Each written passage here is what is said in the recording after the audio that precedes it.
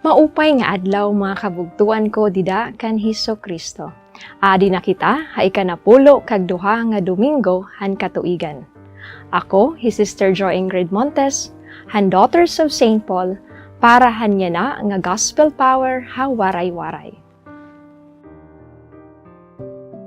Nagsiring Jesus han dusi nga mga tinun-an. Ayaw kamo kahadlok han mga tawo. Bubuksan an bisan ano nga tinahuban. Ngan igpapahayag ang tagsa nga tinago. Kinahanglan igyakan niyo liwat hakapawan, an igsusumat ko ha iyo hakasisidman. Ngan kinahanglan igpasangyaw niyo, tikang han mga atop, an nabatian niyo hinhilom. Ayaw kamo kahadlok han makakamatay han lawas, kundi diri makakamatay han kalag. Asay lugod kahadlokin niyo ang Dios, nga makakamatayhan kalag nganhan lawas didto ha impyerno. Usa ka sintabo an igpapalit niyo hinduha nga balin sa sayaw, kundi waray usa nga balin sa sayaw ngan nauhulog hatuna kundiri pagbuot han amay niyo. An haiyo nga bahin ginihap na bisan ngani an nga tanan nga mga buhok han iyo ulo. Sanglit ayaw kamo kahadlok. Mahal pa kamo kaupay kay hindamo nga mga balin sa sayaw. Aang kunon kuman an atubangan han akon amay halangit an bisan hino nga magpadayag han kadam-an nga akon hiya. Kundi iglilirong ko man hiya ha atubangan han akon amay halangit an bisan hino nga maglirong kadam-an nga akon hiya. Hi Jesus nagsumathan na pulo kag duha nga mga tinun-an.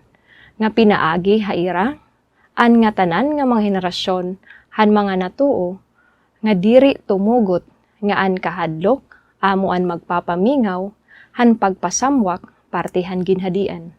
An mensahe may daliwat implikasyon, nga diin mahingangadto, ngan maghihibaruan, aton kalibutanon nga pag-ukoy, kinahanglan, mahibatian, han nga tanan, tubtob katapos han panahon.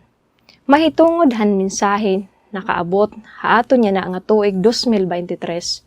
Buot sidngon, adton mga nahiuna nga henerasyon, inan mati ngan tinmuod, han kanan Dios pagtawag.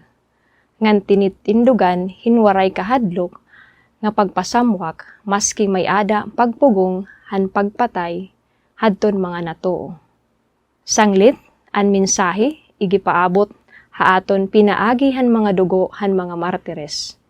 Hisan Pablo, isakto god an iya iginsurat, kundi an pulong han Dios, diri mahihimo ibilanggo. Yan na aton naman torno, nga ipaabot naton an buhi nga mensahe, para han sumuronod nga henerasyon. Maski may ada, magkadero dilain, nga panhulga o pagpugong partihan kamutuoran. Parehas kan propeta Jeremias, kinahanglan god kita magkumbinser nga ang Dios parehasin makusog nga champion. Nga dahan Dios iginpipiyar naton an aton pakigbisog han pagtuo ngan pagsumat han kamatuoran. Ginoo Hesus, amon igintutubyan an pagsarig haimo. Nga mga panahon nga diin kami ginpupugngan, pero tungod han kanan espiritu han amay, amuan nagdadara han imong mga pulong para makadangat haamon. Amen.